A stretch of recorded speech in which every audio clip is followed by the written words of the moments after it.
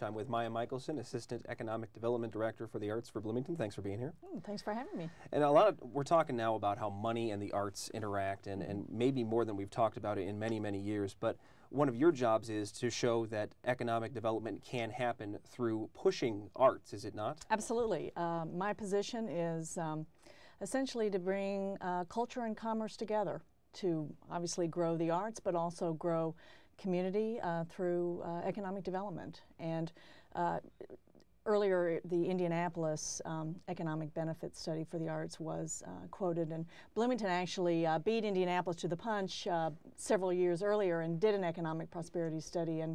And in Bloomington, the arts generate $44.5 million annually in economic impact, a significant amount for a community like this. Is it hard to get people to believe that those numbers are true?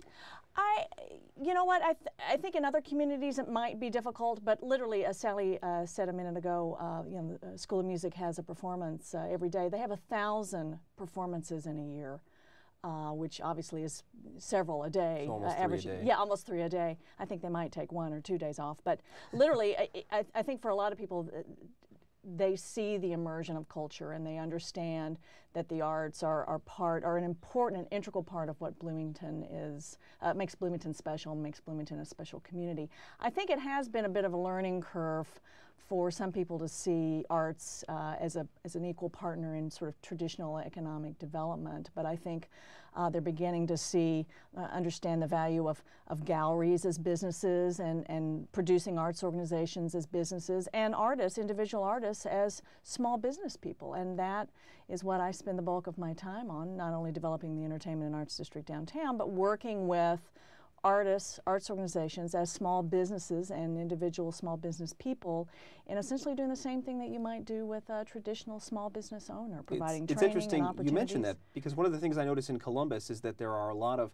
privately commissioned, privately created artworks in public spaces in Columbus, and it's something that's beginning to happen in Bloomington as well. Absolutely. Is it easy to get businesses interested in the idea of perhaps buying art from a local artist, displaying it prominently to help not only the artist from buying it, but the culture of the place where you're working as well? Absolutely. In fact, we are working with a corporate donor right now on a commission for the Beeline Trail, which opens in June. So yes, we're beginning to see business say, yes, we're going to make an investment in public art. But Bloomington has a very generous business community in supporting all types of arts, and they have a real history of doing that. But we are beginning to see it, you're right, in public art, which is very exciting. Lastly, we've heard so much about the fact that Bloomington hasn't been hit as hard as a lot of other communities. Is there going to be any sort of backlash if this recession continues in Bloomington? We've talked about in past programs how property tax caps might give us less money, but there's going to be less discretionary spending, and it's going to get worse before it gets better. Even the president says so. Does that extend to arts, even in a generous art community like Bloomington? I think so. I mean, I think we'll see some organizations that are at risk, just like small businesses and very large businesses. If an arts organization or a arts-based business is sort of perhaps on the edge a bit, this might push them over. Again, Bloomington, I think, is very good at leveraging and managing, doing a lot with not a whole lot as far as resources are concerned. So I think we see organizations, arts organizations, that are not overextended where they may be in other communities. So I think we may be hit somewhat, but I think, again, the specific nature of this community means that I think our losses will be fewer than they may be in other communities. And of course, I can't overestimate what Indiana University produces as far as the arts. I mean, that's always going to give us a strong and stable arts infrastructure sort of to build on.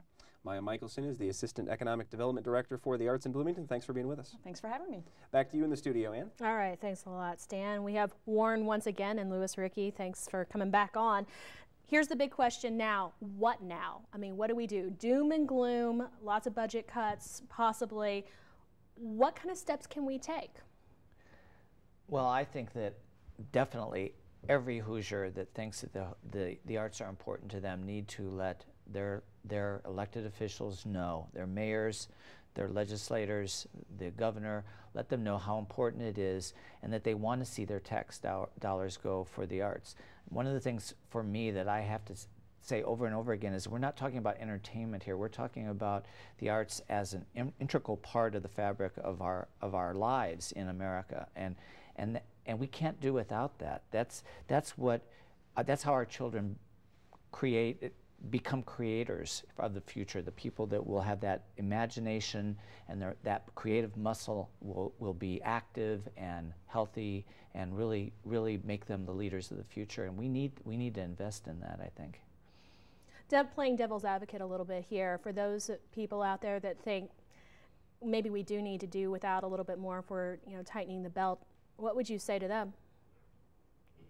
Well, Sally or Lewis? I was going to say, well, if you look at what the arts really are to our communities, they are part of the fabric that holds together our communities. You think of the organizations, the people, the trustees, the leadership that we have in the arts in our state are the leadership of our communities, and it is part of what community is about. I think that during tough economic times, communities need to become stronger, because that's where the solutions for these problems will be, in the creative minds and the solutions that those people come forth with. So it's a time to really strengthen what we are doing in the arts in the community, what it represents to our communities around the state, because it'll be part of the solution, the bigger solution for our state in many ways, because it's the essence of what community is about in this state. We also recognize that our state is going through extremely painful economic times, and the arts don't want to be treated differently. We'd like to be treated the same as other state agencies and resources and operations. But we were cut by 50% in the governor's original budget. Most agencies were cut by 8%. And the House of Representatives has changed that formula to be back to the 8%, which we think is fair. We're happy with that. Now we're looking at the Senate side. Okay, well, we're out of time. Thank you all so much. Thank you. And thanks so much to our WTIU viewers and WFIU listeners for joining us tonight for INFocus, and of course our guest. Stan, thank you for your part in the show as well. Hey, thank you, and let's do it again next month. Definitely. We're always taking questions for INFocus, and you can send us questions by going to infocus@indiana.edu throughout the month. To see portions of this show, just go to newsmatters.org. Next month, our topic is the state legislature. We will be discussing how drastic funding cuts may affect Hoosiers and find out where your tax dollars are going and how property tax cuts will affect our cities and towns. Have a great weekend.